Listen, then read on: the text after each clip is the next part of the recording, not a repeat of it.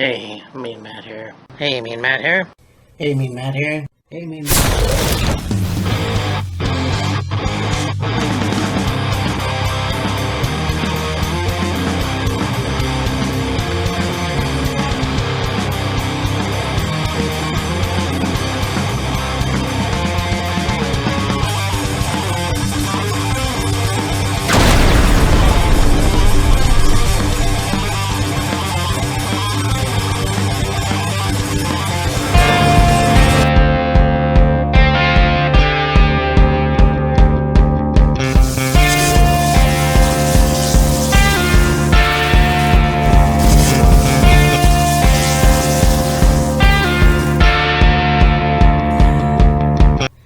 What a show, man.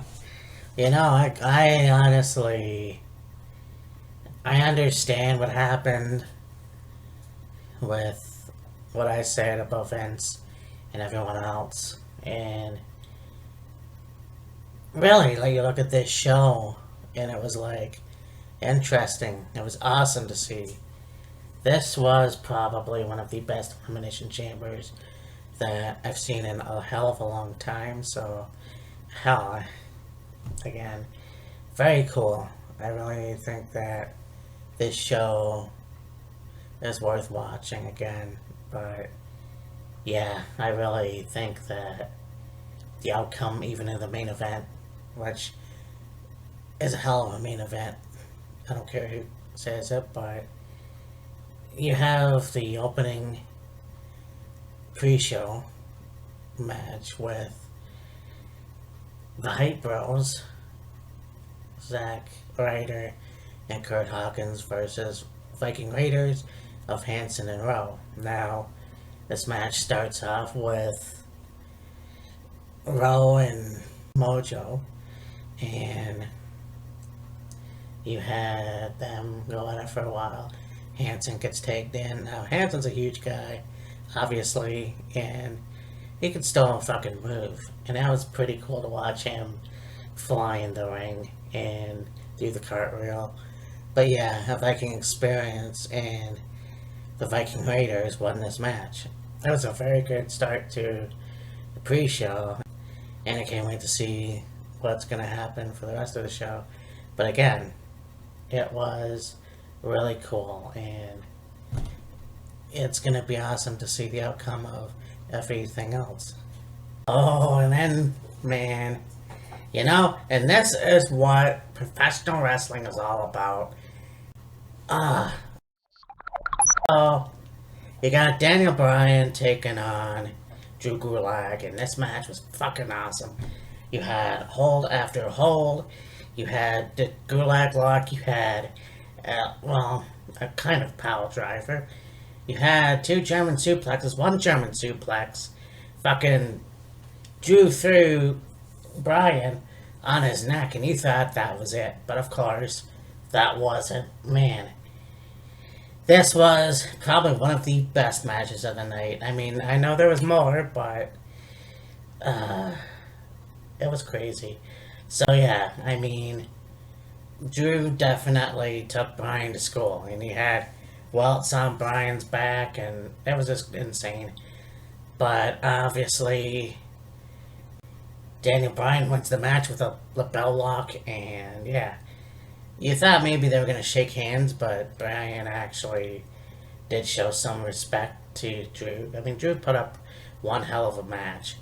This was a straight up technical wrestling match. I gotta say, this was refreshing because you don't see a lot of that anymore. I mean, sometimes you do, but more or less in the WWE, it's not really. We don't see that too much, I don't think. You had the U.S. Championship Andrade versus Alberto, and this match was really good too. A couple times, you had Andrade try to do the whole ripping of the mat. You know, Zelina helped out the second time, but this match was pretty close, but Andrade had retain the championship. So where they go from here, I don't know, but it'll be pretty cool to see what happens next for the U.S. title. You had the Elimination Chamber for the Tag Team Championship. It's Miz and Morrison, The New Day, the Usos, the Heavy Machinery, Lucha House Party, and Rudolph. And this match was wow. I mean, at first you didn't see Heavy Machinery in the pods, but I mean, nonetheless, this match was awesome. And it was pretty close as well. Heavy Machinery actually really pulled it off really well. You had Tucker Knight on top of the pod, and he did a somersault onto the wrestlers. You had fucking Otis Dosovich beating up Joe Ziggler, and at one point he was gonna charge Dolph into the pod, but instead Dolph ducked, and Otis went through the pod on the outside of the ring. That's the first time that's happened, but they unfortunately did get eliminated. You had the Usos and the New Day take out Dolph and Bobby. Lucha House Party, of course, got eliminated. They did some pretty interesting moves as well, but I mean, these three guys definitely put out all the stops. Dolph and Bobby basically double teamed them all, and they didn't get very far. Obviously, they got taken out by the Usos and the New Day, and Miz and Morrison were left with the two teams, and for a while the Usos and the New Day tried to fight off the Miz and Morrison, but no avail, and the Miz and Morrison retained the championships. So we'll see where that goes. I didn't really want to see the New Day win, and then the Usos maybe, but I definitely Heavy Machinery, and I believe that was my prediction for the show, and that just didn't happen. You had the no disqualification match with Aleister Black and AJ Styles. This match was awesome.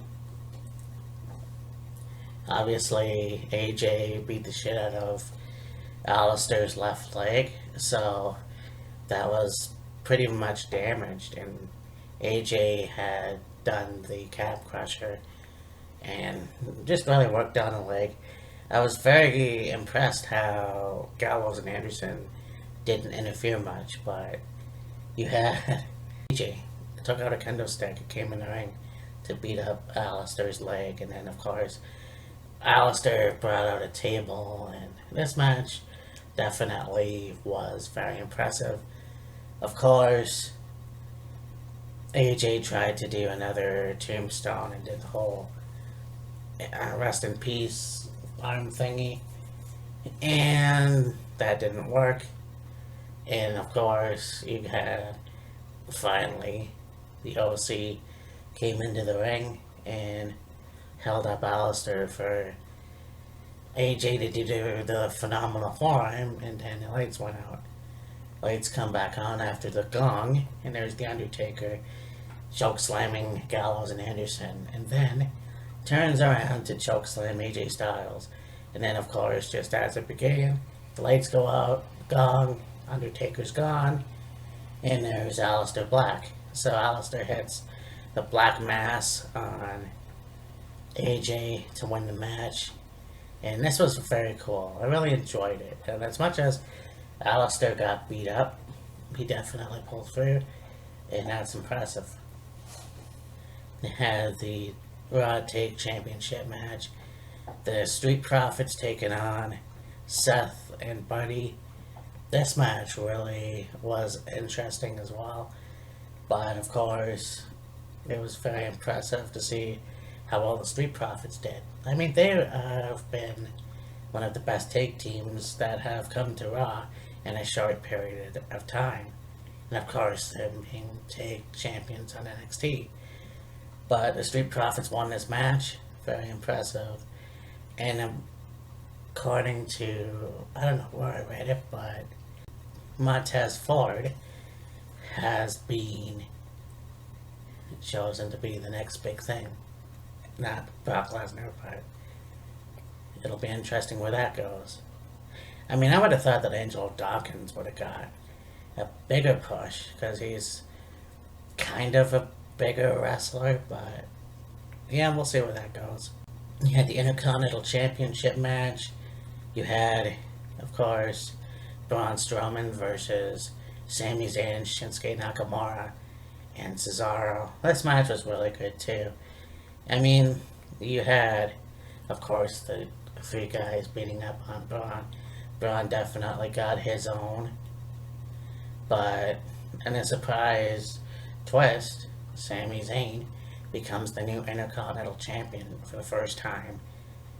So, on one hand, I was a little disappointed because I thought maybe Braun could have stayed the Intercontinental Champion for a little bit more, but I'm glad that Sami Zayn got it. I mean, obviously, I talked about Cesaro, shitting the bed and, them wasting their talent and wasting his talent on not giving him a title, except for the US title, but in any case, Sami Zayn does deserve it, so in my opinion, we'll see how this goes. You had the main event, and holy shit, the Elimination Chamber match for the women, and this match was crazy. Natalya, Liv Morgan, Asuka, Ruby Riott, Sarah Logan, and then Shayna Baszler. And this match was really just, it was crazy. And, you had Asuka and Sarah Logan, and of course, Ruby Riott comes in, and the match was really just insane. Natalya, and then Liv Morgan. But when Shayna came in, just dominated. I mean, you had her pick Liv up, and she just swung her over to the cage and onto the turnbuckle, and you heard that big thud on the side of Liv's head.